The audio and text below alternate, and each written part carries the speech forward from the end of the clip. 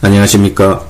정치 이슈를 다른 시각에서 분석해보고 대안도 찾아보는 김종상의 정치인문학입니다.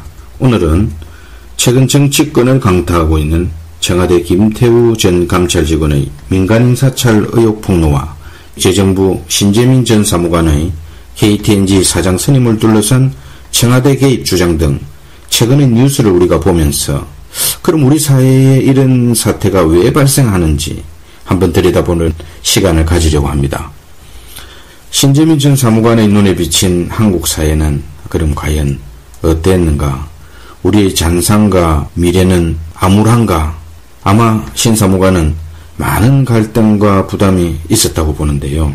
우리는 이 문제도 함께 생각해보는 시간이 되었으면 합니다. 그럼 왜 정권마다 끊임없이 이런 일이 반복되는가? 저는 한마디로 그 중심에 낙하산 인사가 그 원인이라고 단정합니다. 대선 캠프에 참여했던 모 정당의 한 중진 의원은요, 정권이 바뀌면 약 1000개 이상의 국가 중요 요직이 전리품처럼 빈다고, 자리가 생긴다고 말씀하신 적이 있습니다. 정권의 임기가, 대통령 임기가 5년이고 공공기관 임원들의 임기를 대략 약 한 2년으로 보면 그 정도 숫자는 충분히 나옵니다. 아마 그 이상일 거로 생각합니다. 이들 자리를 정권과 성향이 맞는 정부 부처 공무원, 또 선거 때 캠프에 참여했던 사람들, 집권당 당직자, 사조직 사람, 특히 이번 문재인 정부 때는요, 1등 공신인 시민단체 출신들까지 등등 해서 이들이 우후죽순으로 낙하산 자리를 채워가고 있습니다. 이러한 임원 자리들은요, 대개 연봉이 억대를 넘나들고 또 그에 버금가는 고액 연봉을 받는 자리가 수두룩합니다. 그런데 문제는 이러한 낙하산 당사자 상당수가 해당 기관에 전문 지식이었고 또 뭐 이런저런 선거 때 참여했다는 이유만으로 연결고리를 달아서 들어가고 있습니다. 얼마 전 JTBC 손석희 앵커는 모 공기업의 전문 지식 없는 낙하산 인사에 대해 보도를 한 바가 있습니다. 우리가 그 임명 절차를 조금 더 깊이 들여다보겠습니다. 사실 문제는 미리 사람을 내정해 놓고 절차가 진행되고 청와대와 행정부처가 그 중심이 되어서 핸들링을 하고 있다는 거죠. 그건 공공연한 비밀이고 또 정설입니다. 해당 공공기관들은 부처에서 지시가 떨어지면 그때 이제 임원추천위원회를 열고 그 이미 통보받은 그 아주 그 부서와 직접 관계되는 사람들만 알고 있는데요. 그 내정된 사람들을 뽑기 위해 그때부터 작전에 들어갑니다.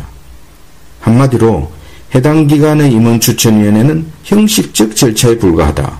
어쩌다가 외부심사위원이 한두 명씩 포함되는데요. 그분들이 내정자를 극구 반대하면 재공모에 들어가는 경우가 가끔 있기도 합니다. 그러나 결과는 별반 다르지가 않습니다. 사실상 그 기관이 임원 공백 기간만 길어지고요. 임원 추천 과정에는 수차례 하는 회의 수당도 들어가고 또 언론기관에 모집 공고를 한다고 광고비도 들어가고 이게 각 국가기관 전체에서 국가 공공기관 전체에서 볼 때는 비용도 만만치가 않습니다. 그동안 정권들이 다 그렇게 해가 왔고 이번 그 사태도 김태우 신재민 사태도 자세히 들여다보면은 그래서 발생했다고 저는 생각합니다. 지금까지 병폐를 키워온 게 사실입니다. 예전에 얘기지만 저도 반성할 부분이 있다는 말씀도 드립니다.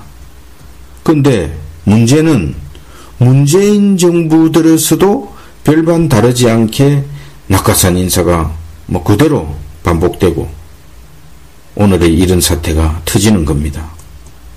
아마 이 정부도 이를 부인할 수 저는 없을 걸로 봅니다. 촛불로 탄생한 정권이라 국민들의 기대가 정말 대단했습니다.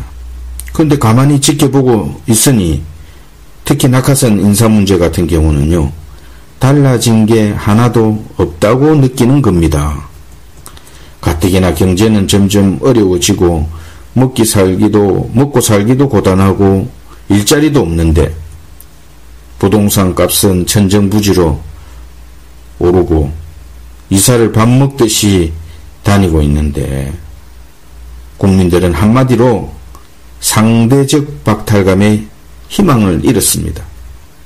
또 공공기관 임원에 지원하는 많은 인재들은요, 각종 서류 준비에 직무계획서 작성 등등 해서 준비할 게 한두 가지가 아닙니다. 자기 개인 신상 정보도 제공해야 합니다. 일주일, 2주일 모집기간 내내 서류 작성하느라고 머리를 싸매고 조마조마하게 결과를 기다리는데 자신이 시간 낭비만 했고 결국 덜러리만 쓴 것을 알면 얼마나 허탈하겠습니까? 낙하산 인사 문제만큼은 문재인 정부가 이번에 용단을 내려야 합니다. 집권하는 쪽을 이해하는 차원에서 좀 더 신랄하게 한번 살펴보겠습니다. 정권이 바뀌었는데 지난 정권의 사람들이 공공기관 대부분의 요직에 포진하고 있다고 한번 가정해 봅시다. 새로 들어선 정부가 제대로 일이 되겠습니까? 성향도 다르고 손발도 안 맞고 철학도 틀리는데 당연히 기존 사람들을 교체해야 되겠구나 하는 생각이 들 겁니다. 시키지 않았다, 그게 중요한 게 지시하지 않았다, 그게 사실 중요한 게 아닙니다.